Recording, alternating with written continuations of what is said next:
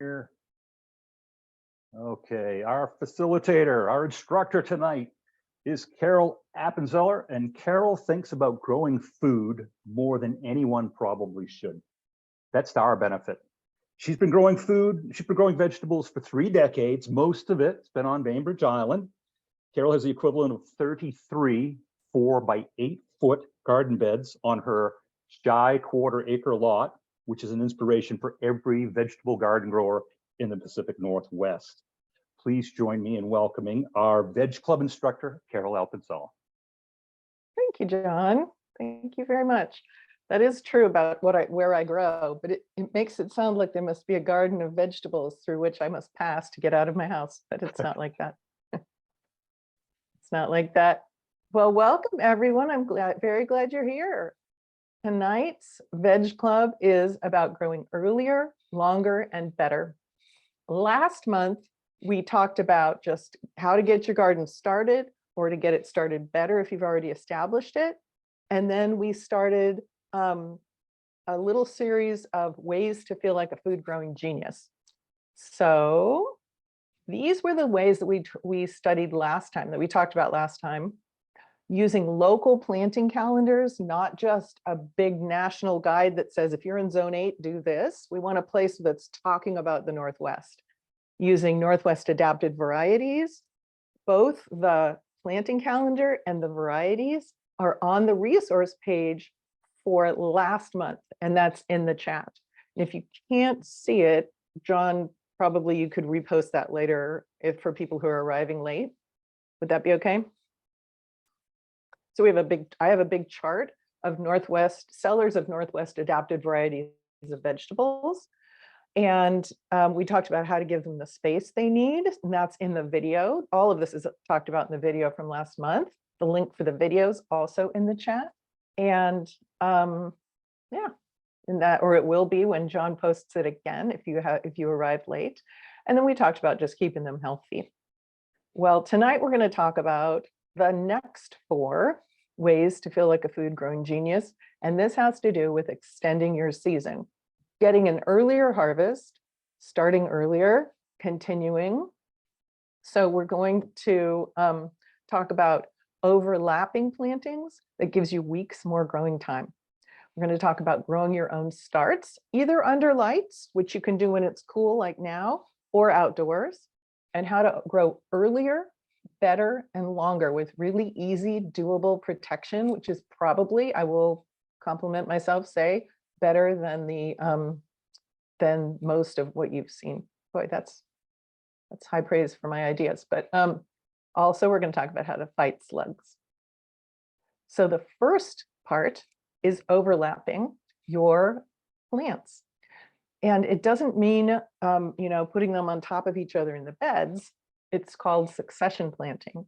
So this picture is not 4 garden beds. It's 1 garden bed that changes through the seasons.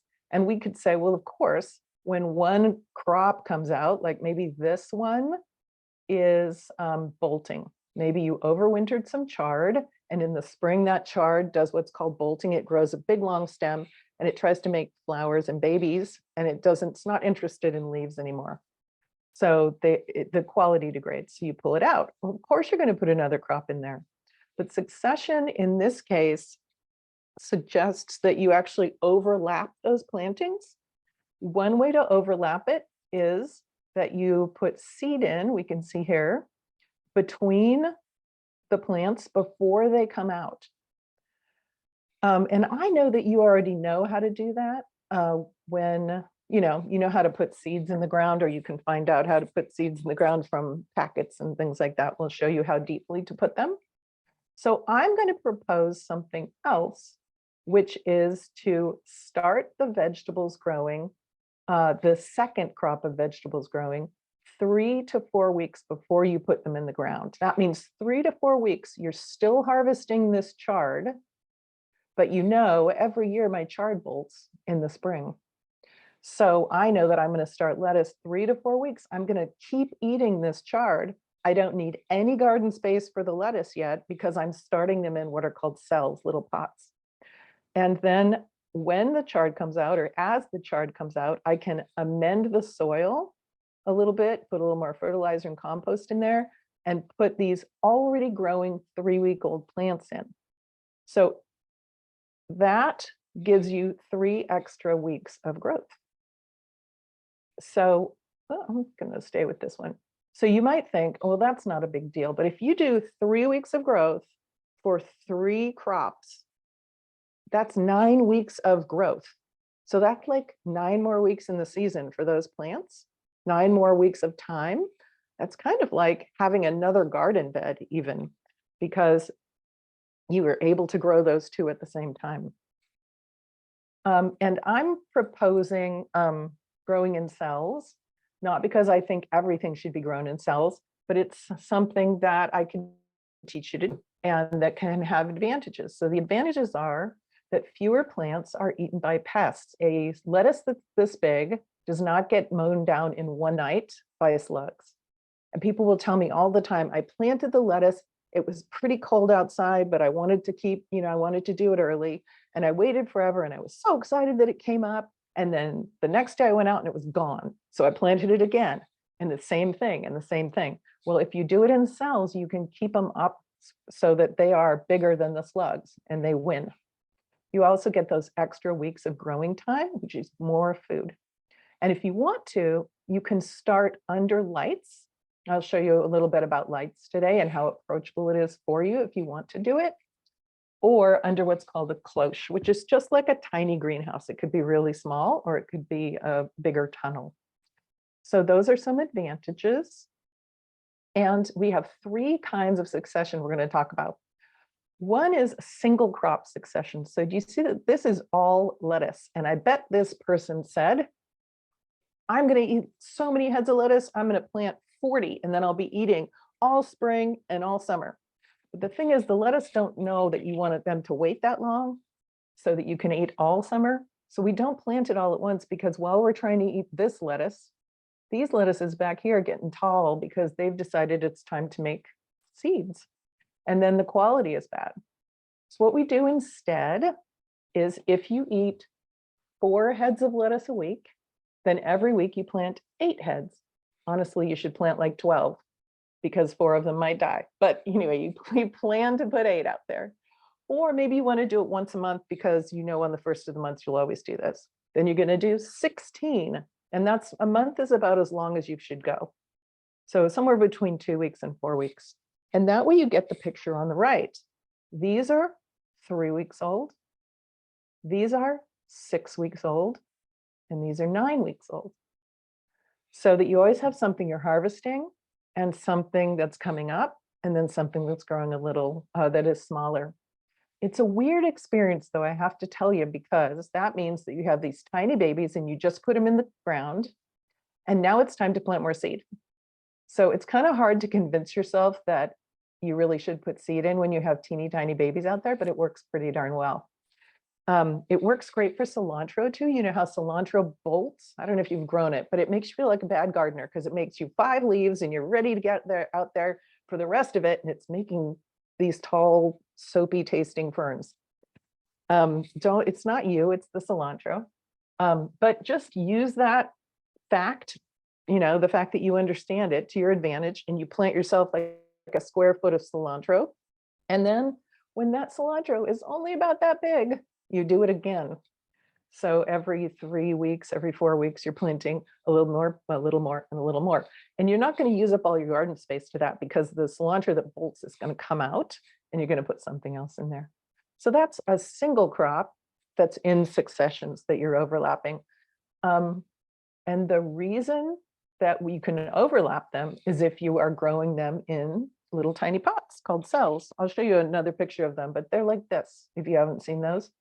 And there are other kinds of pots that you can use. Here's another different version. So you see a lot of lettuce in this picture, and they're succession planted lettuces. But here they've pulled that lettuce out, maybe because now the ground is warm. Lettuce likes cool ground, and things are heating up. And they realized long before they pulled this lettuce out that they needed to plant some basil. So they planted basil in these little cells like this. and they had substantial plants by the time the ground was warm enough and that first lettuce came out. So now they put basil in there. There's a great advantage to doing basil in starts because basil is slug candy and it does get mowed a lot. And also basil likes warmth. So if you're trying to heat the soil up and let it wait long enough to get warm in the sun, you could even put some clear plastic over the soil, and it is clear plastic that heats soil. You could pull the old plants out and put the clear plastic over and warm that up while your basil plants are growing. And by the time it's warm enough, generally for the basil to enjoy the outdoors, that soil will be a little bit warmer and you can put those basils in. So that gives you another several weeks. That's a way to get not just one crop off of your basil either. It'll keep producing. A third way is, I put it in with succession planting. It's really called interplanting. It is planting fast crops around slow crops. So here are some pumpkins, and you wonder, why is there so much space between them? Well, it's because of these pumpkins. Pumpkins get huge, and if they're huge above ground, their roots are huge underground, and they need this space. So you can't plant them really close together just because they're cute and tiny, because they really need that space in order to be healthy. But that's a waste of soil if you don't use it now. So you can certainly direct seed lettuce, and then however big it gets, you harvest it by the time the leaves start to cover over it, by the time the pumpkin leaves cover over. You could also do starts ahead of time and then pop a little log starts in there. By the time the weather gets hot and the pumpkin leaves start growing, the lettuce is mature and it's actually appreciating the shade provided by the pumpkin leaves. And then you just go in and harvest your dinner from in between the leaves.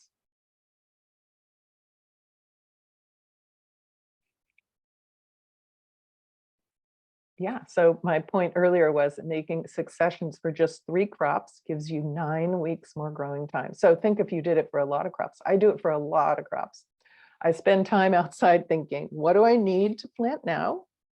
And where's it going to go? And when is that one going to be done? And then I'll have more time. It's not so complicated to think about because I have a good planting calendar, and you can find that good planting calendar on the resource page of either March or February. It's very specific for our area. So it gives you tips about it gives you exactly when you can plant everything. And if it gives a time when you can plant basil outside, I think he actually says you can plant basil inside at this time. But if somewhere did tell you when you could plant it outside, then you can grow it inside if you have lights 3 weeks earlier, maybe even a month earlier. So what can you grow them in? So those are the cells that I was talking about. If you'd rather reuse plastic and not make people make you more plastic, you can use these kinds of containers. I prefer a smaller container like this, except for pumpkins and cucumbers. They're super fast growing. They grow like baby whales. And pumpkins are huge plants. So a pumpkin I plant in a big thing like this. And a cucumber you could start in here, but you could also start it in a 2-incher. So this is called a 4-inch, and that's a 2-inch. So let's see.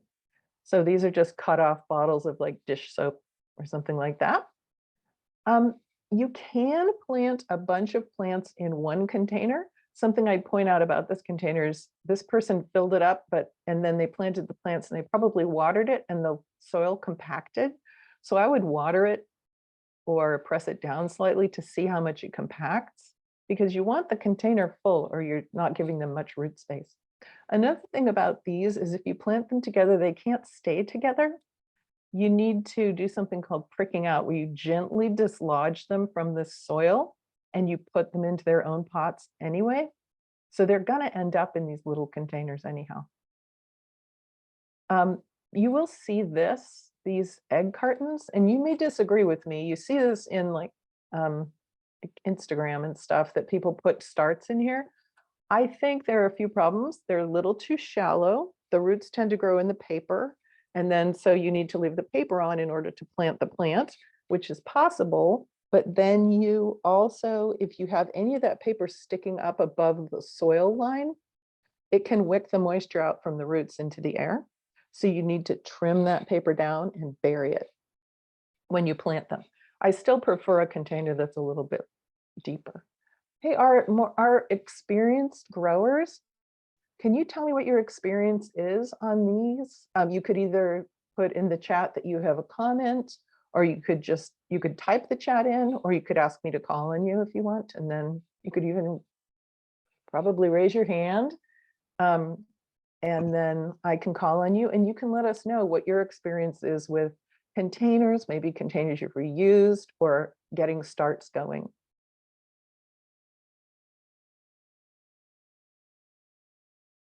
I'm trying to figure out how to raise my hand here. Oh, well, just talk. Okay. I agree with you about the egg cartons and also the peat pots. Mhm. In my opinion, they both wick out too much moisture under the heat lamps out Oh, the yes. side. I mean, dry out, Mhm. to wick out. So if you forget the water, and then pretty soon you've got dead plants. So I agree Yeah. with the comment there. Oh, that's good to know. Yeah, that's a good point. They'll dry out even when you have them under the lights. Yeah, kind of Yeah. like clay pots outside. They tend to dry out a lot because the moisture is evaporating out the sides of the plant. Same thing with the egg cartons and the peat pots. So I prefer, I use the solo drink cups. And then Oh, great. I tend to stick them while they're still in a stack. I'd use my drill and I drill a hole all through the stack of them. So I have a drain out the bottom, but that And works thank well you for reminding me to say that anything you plant in has to have a hole in the bottom. A friend of mine got really mad because I told her how to grow tomatoes in pots and I didn't say put a hole in the bottom. So now we're going to talk about where can you grow these babies? Okay, if they are quick growing veg, that includes things like lettuce and other greens, then you can do it outside April through August. You need to know their germination temperatures. For example, you can grow basil, but it's not happy with our April temperatures. And you can grow spinach, but spinach wants you to plant it early in spring in April. It won't germinate over 70 degrees. So August is not great for them. So you can go to various places, and I just walk in the house and Google, when I forget, germination temp and the vegetable. But here is one at Johnny's, and it'll say, these are okay germination temps. These are good. And then it peaks right at 70. That's because spinach, if you get above 70, spinach just decides it's not going to even try. So it will remind you of what is ideal if you look up these. If you want a deep in the weeds germination temperature chart, email me and ask me for that. I have a really cool chart. You can use lights if you want to, and it's pretty simple. You can't use a window light. I mean, tell me if you disagree, but generally it looks like it's bright to us and it fades our furniture and everything, but plants don't see it as that bright a light. It's not like the sun. You can use a cloche to keep starts warm in chilly weather. You want to prop that cloche up for ventilation. And for me, I'm defining a cloche as anything that isn't a greenhouse that covers up your plants and keeps them cozy. So here's what is a Rubbermaid drawer that's been turned over. I hope the rest of the set was like run over by a car, because I don't really think putting a perfectly good usable Rubbermaid drawer set out in the garden is the best idea. But I love to grab people's broken stuff and say, I'm using that in the garden. You'll see that in a little while. I liked in this picture that it's been propped up for ventilation, because if not, it can get kind of moldy in there, and we don't want that. What I don't like about this is the starts are on the ground, and around here, the slugs will go under the pots, live in the tiny drain holes, and then come up and eat at night, and then you won't be able to find them because they'll hide. So keep them up. Keep them up on your deck, on a crate, like a high crate, like a milk crate, not on a pallet or little tiny pots like this, because the slugs will live under the pallet or the tiny pots. Yeah, on the picnic table, the barbecue, wherever you can put them, you can keep them up. If you keep your starts in cells for several weeks, like people do with tomatoes, even sometimes broccolis and things like that will need a little fertilizer. So there are liquid fertilizers, there are liquid organic fertilizers, and you can make them 1/4 to half strength. People usually do half strength, and then you can water the plants with those so that they have enough nutrients. And if you have lights, a lot of people seed their tomatoes and their peppers in the middle of March. So we're coming up on that. Let's see. So which crops grow well in cells? Okay, I'm talking to very, very beginner gardeners here and more experienced gardeners. So I have this long list. And the first two are the do grow these, don't grow those. And then it gets more and more equivocal and deep in the weeds. So we'll take a look at the first couple here. So these are happy under lights or in your garden. And they grow quickly. And they are just content at like house temperature kind of, or in the 60s, 70s. Spinach doesn't like anything above 70, but the others are fine. Oops, can I get this to go? There we go. Don't sow these in cells. These just put them in the ground. See how they're all either roots or things that we think are roots, except for peas. We just put those in the ground. That bottom portion needs to form without any impediments. These need a long warm time under lights. Oh, and by the way, this, you don't have to take furious notes. This actual list is on the resource page. So these need a long warm time under lights, tomatoes, peppers, and eggplants. And a heat mat looks like this. It's a little heating pad. And it's waterproof. It's specifically for your plants. Yeah. So you can find those at garage sales sometimes, but you know how garage sales are. You may not find them for quite a while, but it's a fun thing to look for. And what else? Oh yeah, these you can do with care. These are usually on the don't list. Beans, corns, cucumbers, and beets are on the don't grow them in cells list. But my friends do it. I know a lot of farmers who do it. I do it too. I grow my cucumbers under lights early in 2-inch pots so that by the time the soil does get warm enough, they've already grown quite a bit. The way you want to be careful is don't let them get root bound. And when you transplant them, don't let them know they've been transplanted. So you want to be really gentle and like just set them in the ground and don't push on them. What else? If you're a more experienced gardener and you've tried brassicas under lights and it hasn't worked for you, it works for some people, but for some others it doesn't. So a fact to know is they like a cool day and a cool night. So 60-degree day, 50-degree night, they like. Which means that you can do them outside in April and May in cells. A lot of people don't, well, a lot of people do direct seed them, but some people do grow them in cells just to keep them out of the way of the slugs until they're bigger. But I'm going to tell you a little bit about lights because it really helps you get a jump on the season. You can harvest earlier. You can grow your own tomatoes. Why would you want to do that when there are so many in the stores? I'll show you why. And you can grow basil and cilantro all winter because you know how basil and cilantro turn black in the fridge unless you think of a project to use up the rest of it? You don't have to do that if it's growing in lights. And in the wintertime, your lights are generally free. You know, they're not being occupied. So you can just walk over and like, you can say in the middle of the recipe, you know, it'd be good on this cilantro and go get it. That is why you might want to grow your own tomatoes. That's a Bill bean tomato. They don't show up in the stores. I know 2 people who will sell you the seeds. Email me if you want to try it. That picture is at the very end of July or about August 1st. And that is a very early tomato for around here. And it did grow with some protection, but yeah, it's big and you can grow varieties that you wouldn't ordinarily grow if you want, but you don't have to because there are lots in the stores as well.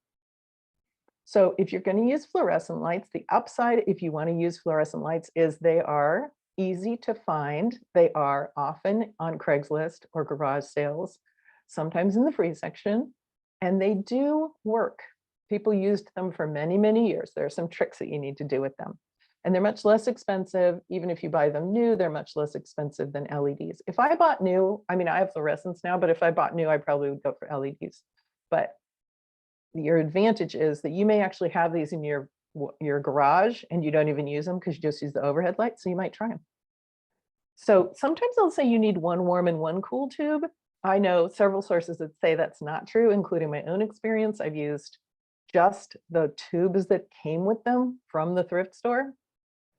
And they worked. And then I got one with a one warm and one cool tube. Works equally well. There's no difference for me.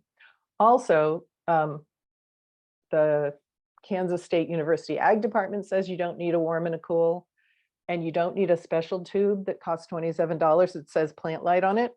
And there is a plant researcher. She's a geneticist with a PhD in plant genetics. She breeds for the Northwest. And she said, I grow all my starts under 2 shop lights that I got at the thrift store, and they have the original tubes. So you really can use them. But you want 2 or more bulbs in there, 2 or more tubes. Sometimes it'll only have 1 and a big reflector. That is a lie to you. You want tubes above every plant. So all the leaves of the plants need to have tubes up there. So let's go up here. Here we go. Here's some tips if you're going to do it. You have, because these are not super strong lights, they're not like strong as the sun. Look how close I put the plants. They're so close. So it's less than an inch above the leaves. And it really makes a difference. At 1 inch, if it's good light at 1 inch, when you push it to 2 inches, it's 4 times weaker. And if you push it to 3 inches, it's 9 times weaker. So as you close in on that light, it becomes much more concentrated. And they'll say you need to have a pulley system so your lights can go up and down. But do you see that these plants are not the same height? So I adjust for the height of the plant and I leave the light where it is, and it's much easier. So this light is mounted actually in my bookcase. I'll tell you a little bit more about that later. But you see that the plants are just propped up on some books that I don't love, and on some trim lumber, and there's one of them's on a turned over carton from takeout or something. So that works out for home growers really well, because you don't have 300 lettuce plants that are this tall. You have some tomatoes and some lettuce, so you move the plants. You do have to keep it on for longer, for 12 to 16 hours instead of just like 10 hours. And you want to keep those fluorescent tubes up out of kids' reach and dogs' reach, because remember, they have some mercury. So I'm not advocating that you necessarily, increase the number of mercury-laden tubes in the world, but there are a lot of them around for not much money. So, and they're already made. So for LEDs, you can get one that's broad spectrum. The light looks white, or you can get one that just makes blue light and red light, and it looks purple, which is a little bit eerie. So people often want the broad spectrum. But you see how there's a peak at blue here and a peak at red? Red promotes flowering and budding. So there are a lot of reviews for high red plants that say they're fantastic, but it's pot growers who are making these comments. But baby plants like blue. It's good to get a lamp that has some red and some blue. It typically does, but you don't want a lamp that just has red. A lot of times these graphs will be on the page with the LED when you're reading about it. So I don't have a brand to recommend, but you can look at the reviews. You get to keep the plants further from the light and adjust as needed. If your plants are frying, move them away. If your plants are reaching weakly toward the light, move them toward the light. And I have links on the resource page. And I like it when the reviews mention vegetable starts. I want to know some that work well for vegetable starts. We can't always find that though. Does anybody do lights? And then you have any comments about lights, like what works well for you? It's a question about fruit flies. Yeah, I see a ton of them. I should have looked at I should have looked at this. Okay, I'm going to answer questions while you make more questions. It says, what was the tomato variety? Bill, B-I-L-L. Bean, B-E-A-N. If you email me, I can put you in contact with a guy who will sell you the seeds. Or if you want to drive to Port Orchard, he'll sell you plants later, I think.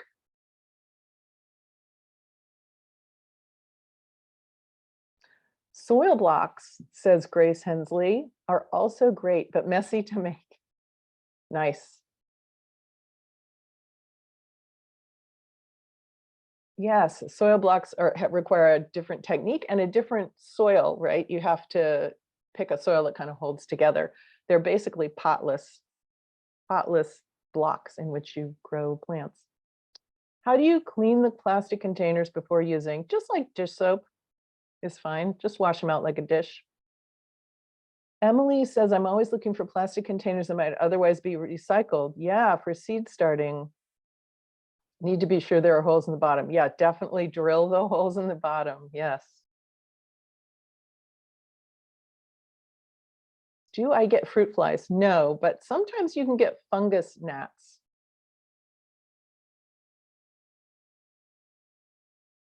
So what do you do about fungus gnats? I'm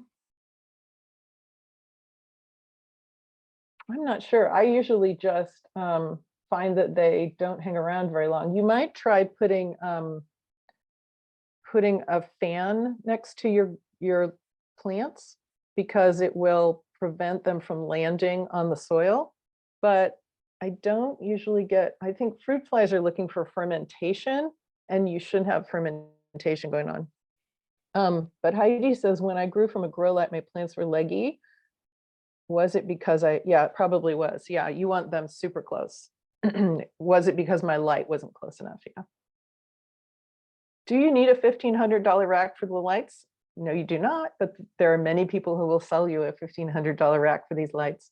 So this situation that I have is I happen to have shorter lights, and they fit in my bookcase.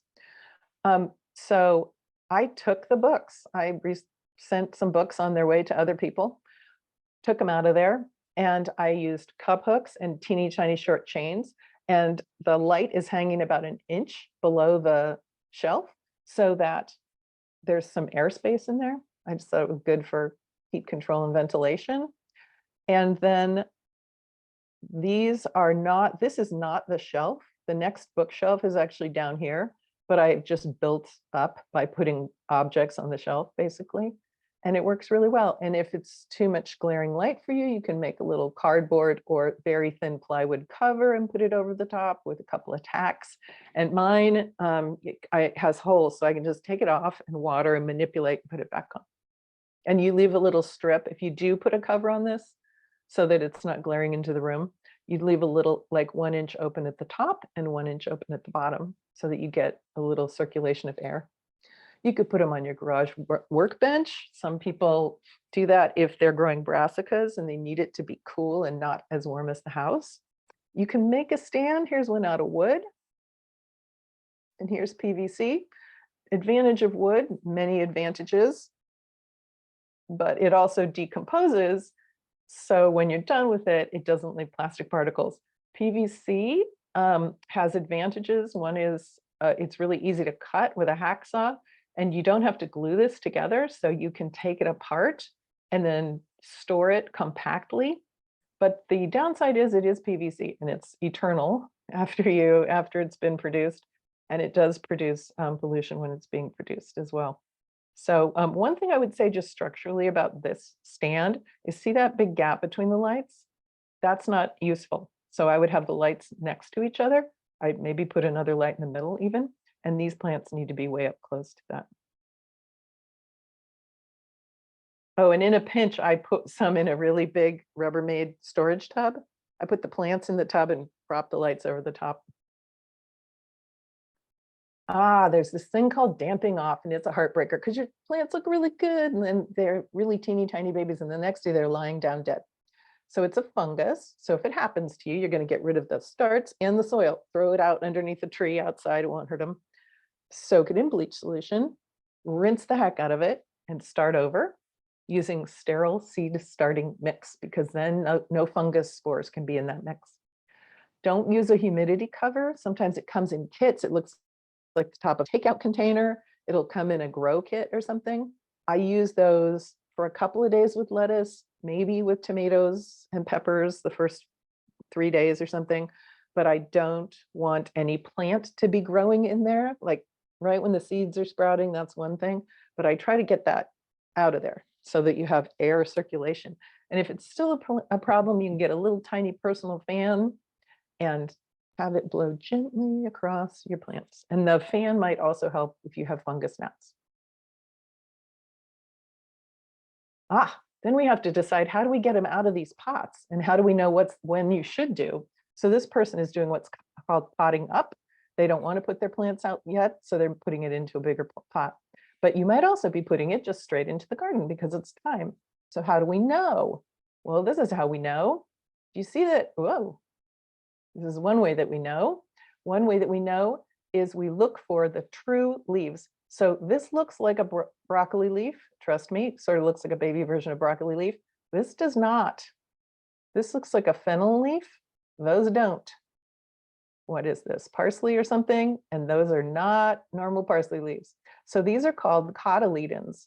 These are the seed leaves, these odd ones. We don't count those. So we look for true leaves, which is what these are called, and these, and these. We look for 3 to 4 of those. We're also tip one out and we take a peek at it.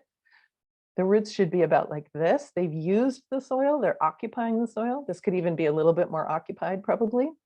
Ideally, you're not going to let them get this far. That's called being root bound. Some plants can recover from that. You sort of fiddle with the roots and loosen them up a little bit.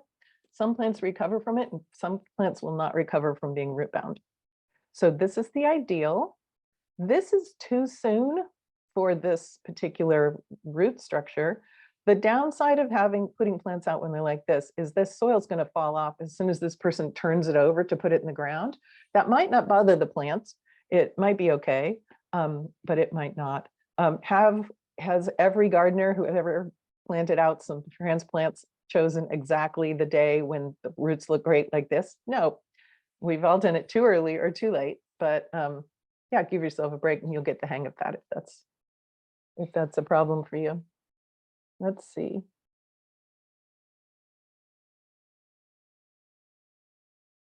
A comment says, if leggy, should you scrub them all? Oh, should you get rid of them?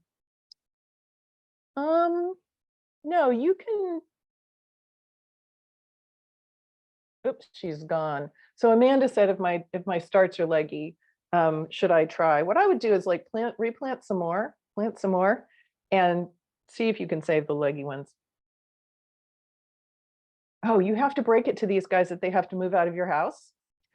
So you can't do it all at once, especially if they've been under cover or in a little shaded place or under lights.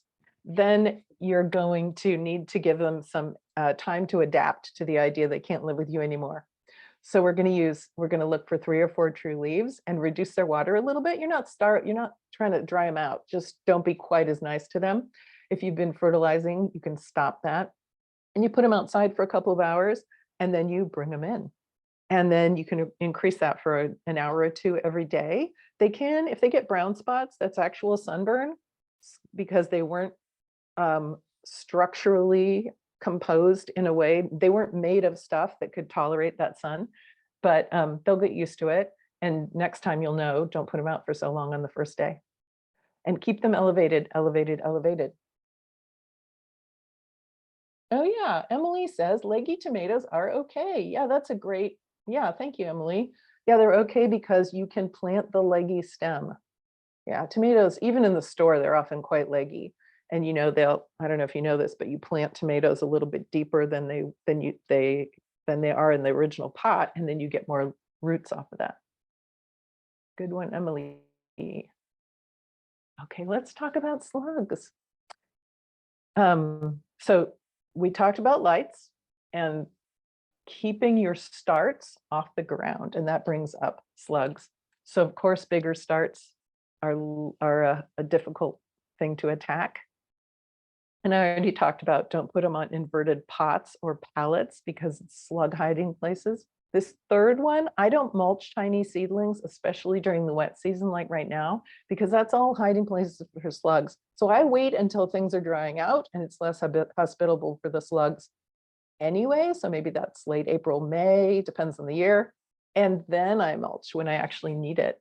There have been studies that if you water in the morning versus watering in the evening, the slug suppression is what in the studies that I read was as good as using slug bait.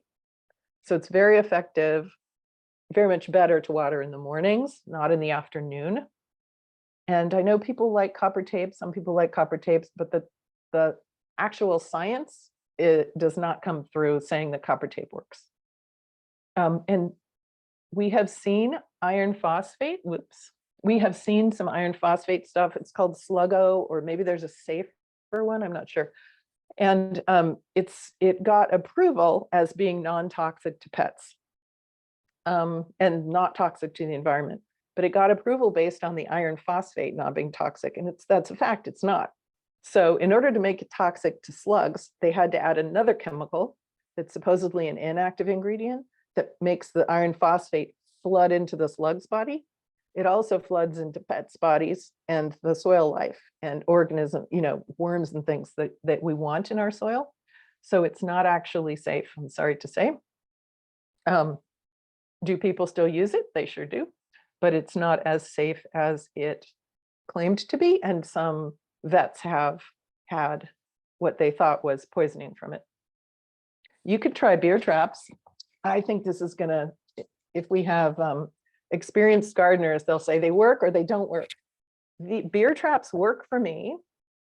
I'll explain what they are in a sec, but they work for me when my garden doesn't have very much food in it, like December, January, February, March, because the slugs are hungry.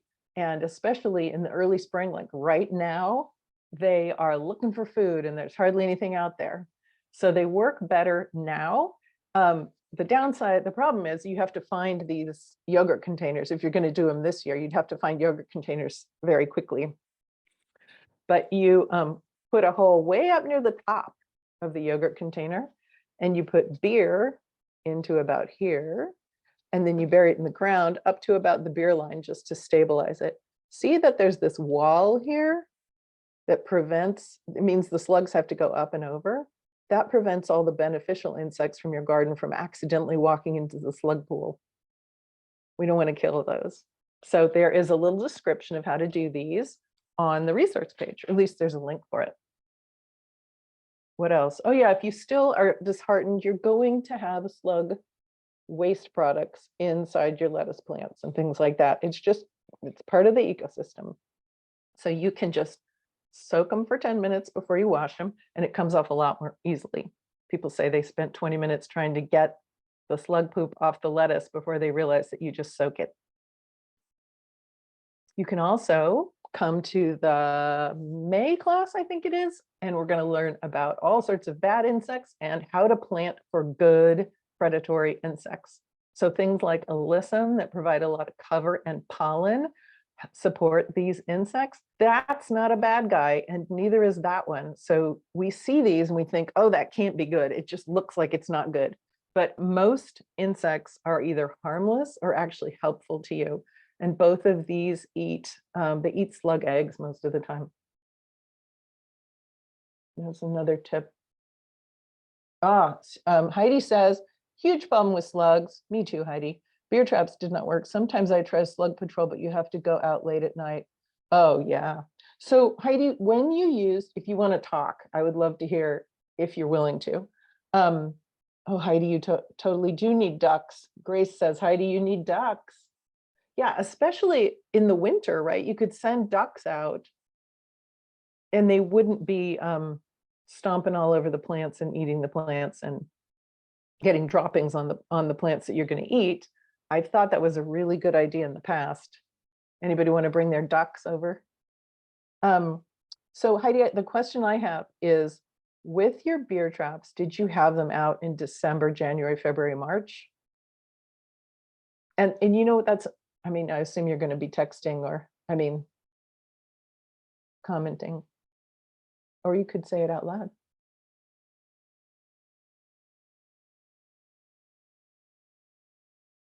Well, anyway, I do agree that the slug traps do not get rid of all the slugs. If you have a thriving garden, you're going to have slugs, and you're going to have slugs in your lettuce.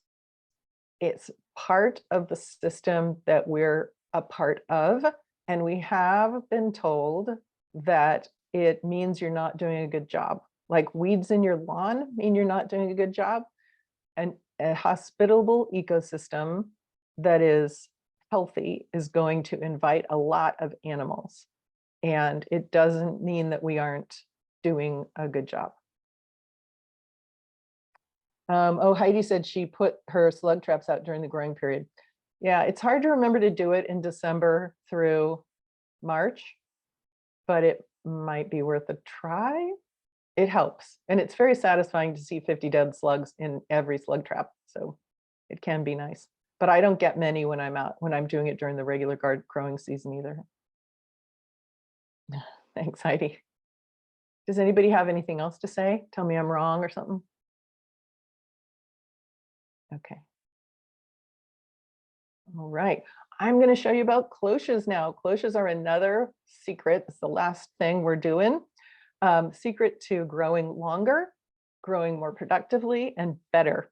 And so these are things I consider a cloche. These are the drawers out of a broken refrigerator, a 1970s bubble umbrella, and a cracked part of a Rubbermaid bin, and a little tunnel that I made. So these all work to help things grow longer. But these tunnels in this picture, these long tunnels right here, are something that I think could be a great tool for you. So what we usually see, oh, why would we want to do this? I use these every day of the year in my garden. So early season, you're protecting seedlings so that they grow better. Even in the middle of the summer, I'm pleasing the heat lovers, the peppers, and the ones that hate the rain and stuff like that, especially the peppers, love the warmth that the tunnel provides. And I do take it off in the middle of the day and then put it back on. But these peppers they're not tiny, they're 9 inches long, and they're super sweet and delicious. And people say, oh, I can only ever get 2 peppers off the plant before they die or before it's too cold and they stop producing. But these produce earlier if you keep those tunnels on early in the year, like in the spring, late spring when you have the peppers out, and during the summer. And you do have them on overnight, but then you might take them off at like 10 in the morning, 10 to 4, and then pop them back on if you can, if it's convenient for you. These peppers also were harvested later than you might expect. These were October. This was an October harvest. They already had produced earlier, but then they produce longer too. And they also allow you to store fresh food in the garden over winter. Every lump in this picture is food. That's the Rubbermaid box. It's got food under it, growing plants. These are the fridge drawers, and these are the tunnels. And they all have food, and these are all food too. And yeah, so you can eat fresh food out of your garden. Oh, that's true. Heidi says, that's confusing. The cloches don't have the airflow you said is needed. Yeah, I was actually going out because I hadn't propped them up. And so I did take the photo before I propped them up, which was kind of silly. I should have done that. Okay, so these are tunnels, and this is what you usually see the way you're supposed to make a tunnel. And you can find YouTubes to tell you how to do this all over the place. So I won't do this one because I'm going to propose another kind, but you can do the kind on the left. That's fine. I just want to tell you about this other kind. So this is the usual one. These are posts, or these are pipes, plastic pipes that are anchored in place. And then you put the plastic over the top and you hold the plastic down on the pipes by pinning the ends. Or sometimes there are clamps that will go on the plastic. You can buy these special clamps to keep them on. I find these a little bit frustrating because when I want to mess with when I want to weed or water or harvest or something, especially because I use them in the middle of the winter, I'm out there and it's freezing and I'm kind of wrestling with the clamps or this business at the end and pushing it up and it falls down. So I do it a different way. I use remesh. Remesh looks like this. These are 6-inch squares. They're supposed to be anyway. And it's called remesh because it's concrete reinforcing wire mesh. So you can buy it locally at a couple of places. I'll show you where you can buy it. And it's not fencing because fencing is too smushy, and it's not something called cattle panel because cattle panel or hog panel is too rigid. It's hard to lift and it costs 5 times as much as remesh. So we get this remesh and bend it gently. It's not spring loaded. It should retain this shape. So I like lay it on the ground and step on it and pull it up a little bit and then move and then pull it a little more to kind of gently convince it to get into this shape. And then I put plastic on it. So this remesh is 4 feet long. And this direction, you'd think it would be the short direction on the panel, but that direction that makes the actual arch is 8 feet. So if you get a 4 by 8 foot panel, you use the long part of it to make the arch and the short dimension to make the length. And then I take plastic and I make sure it goes from down at the ground all the way up, all along the top, all the way down, and all the way down on all the sides. And then now this is a sealed one. Then I tuck, I have this sort of extra on the side, so I tuck it under. See, I've lifted the plastic on the side and I'm pushing the extra under. So that's what this is right here. It's trapped between the remesh and the outer layer of plastic. And then I take a not stretchy cord, like paracord, and I tie it from one side over the top. And instead of tying this side, I use a bungee cord to keep it really tight. So the advantages of these is that they're super lightweight and you can pick them up and toss them off to the side. And if they're sweaty inside, you can pick them up and turn them over. So you can also use them to keep rabbits and squirrels off of your plants. So this is not bird netting. This is deer netting. It's heavier and easier to work with and it lasts longer. This should have a piece of wood that goes from one end to the other at soil level so that you can tie the netting down onto it to keep the critters out of it. But then when I want to weed, I just pick this up. I can pick it up. I can pick up a short one in one hand easily. And they're very mobile. If I get worried about them blowing away in the wind, in the winter, I just nudge the plastic up and I stick a big rock in about 4 of the squares on each side. And then when I want to go out and, harvest or something, I just kick the rocks and I just take the tunnel off. You can also use them to support plants. There's one inside here. You can't see it very well, but the plants are going to grow up through it. And something I like about them also is that I'm not using more plastic. I mean, I'm already covering them in plastic, but the metal lasts a super long time. And when it does decompose, it becomes iron in the soil. I have some that are 20 years old that are still good. And it can get sweaty in there. So you probably want to push the ends up or the sides, or I stick a rock up under the sides if it's a sunny day. And I take them off entirely, as I said, when it's really sunny, and turn them upside down if they get wet in there. And we don't want our tomatoes to sit in wet tents, so we do want ventilation. So here's where you get the materials if you're interested. You can get 4 by 8 sheets.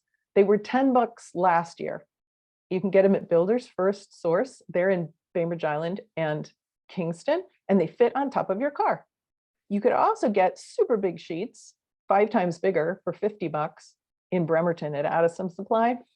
You're going to have to ask the Addison Supply people for a bolt cutter so you can cut them down to the proper size so they fit on the top of your car. The plastic, definitely you can reuse mattress bags and things like that if you want, but you can also, if you wanted to reuse, then you have to do some hunting, which is good, but they probably will only last a year because they're not UV resistant, but then you get more, right? You can always replace, and you're replacing it with something that's trash, so there's an advantage in that. If you are going to go out and buy plastic, I wouldn't go straight to the hardware store and buy regular plastic. I'd buy UV resistant plastic. You can get it in smaller quantities than this, because you have to get 100 feet of this, but the smaller quantities are very much more per foot. But you could still do it. Excuse me. You could go in, and this is $74 for a 100-foot roll. You could go in with another gardener, or like a lot of other gardeners, and split this up, and everybody could get a tunnel.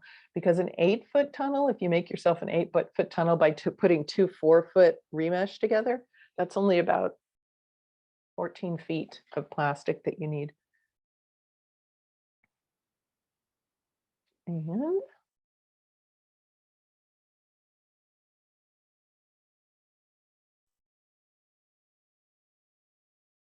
oh, we're done. Let's see about the comments. Let's see. Heidi, I'm sorry about your slugs and your flowers.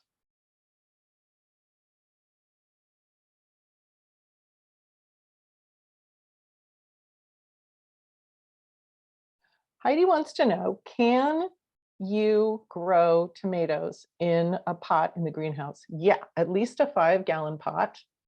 The bigger, the better. If it were a 40 or 50-gallon pot, they would love it also. Will they get pollinated? Yeah, they need motion. They need tapping to be pollinated, but they don't have to have bees. In fact, a lot of modern tomatoes don't ever present their pollen and pollen receiving parts to the bees. They don't open up. They get pollinated before they open. But they need motion for that to happen. So that is how they'll get pollinated. That's the short version. We could talk about that some more if you want to email me. Thanks, Grace. What about using remay instead of plastic?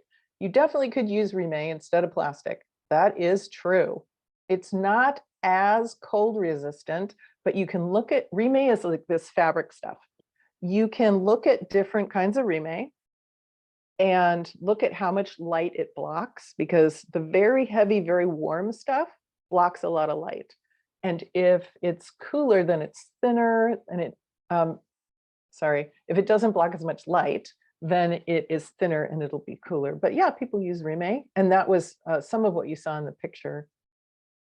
Yeah, Heidi, if you shake them, yeah, they tap, yeah, people tap them with sticks, little tapping. Yeah, you can do a paintbrush. Yeah, Grace says you can use a paintbrush to pollinate your tomatoes, or a tuning fork. I have a tuning fork. It does actually liberate pollen on some of them. But yeah, but you can do it by tapping typically. Is this PowerPoint saved somewhere? No, it is not. Oh, well, you know what? This video is saved. So you can go to the video.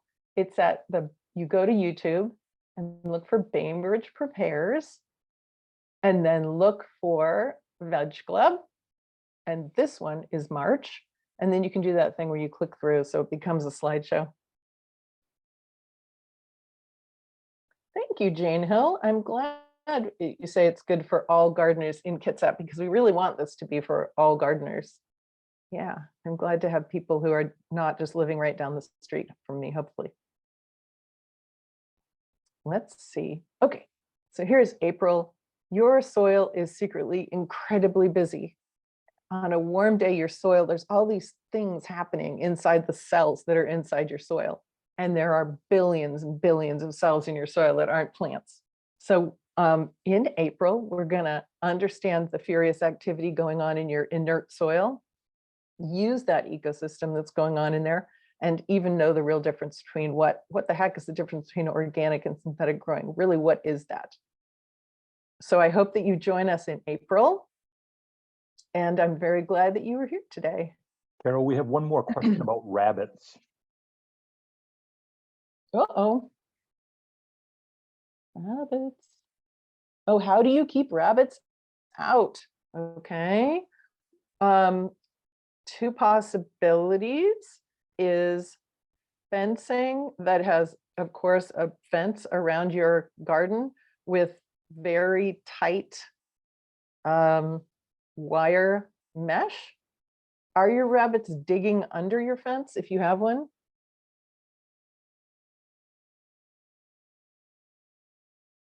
Whoever that was, who said rabbits?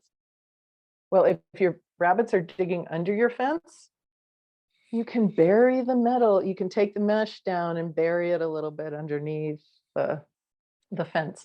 These things are plenty to thwart rabbits in my garden. They have a few other things to eat in the area. I let them eat some of those things. They love my weeds that are in the grass. The grass is mostly weeds, probably. They love a lot of things that aren't vegetables. So these definitely keep the rabbits off. You can try a scarecrow sprinkler or a motion sensitive sprinkler. You can look for those and give that a go. So those are my possible. Heidi, everything's trying to eat your stuff. I know. You know what, Heidi, that is part of growing something that's successful, is that you really have to think about how to, save some for yourself, because that's a sign that you have a garden that welcomes wildlife. And I'm always like honored when I see dragonflies or toads or something in my yard. I want snakes in my yard, I think that's a real sign of approval. But when you support wildlife, you support all wildlife. And so you end up getting these pests that are interested in eating our stuff. Heidi says, oh, that's good. They've only eaten the flowers. You use plant skid. Is plant skid clay, Heidi?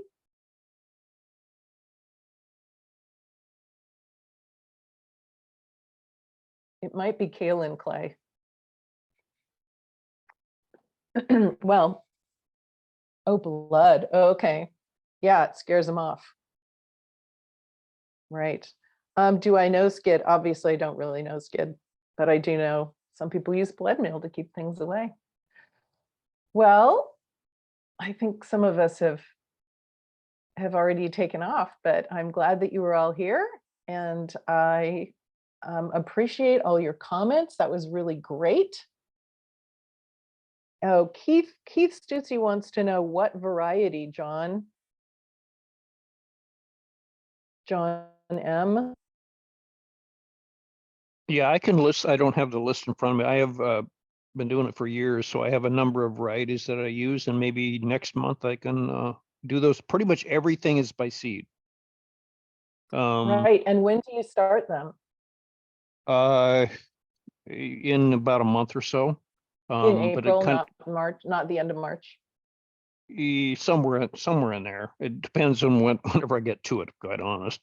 But I've got a list of about 10 or 15 different varieties that I use. Quite a few of them are bush tomatoes rather than determinate tomatoes rather than indeterminate, just because they're a lot easier to grow in the smaller types. Yeah. Yeah, I remember you said that's how you get away from late season diseases, is you don't have tomatoes that are around at late season. You've got them all, right?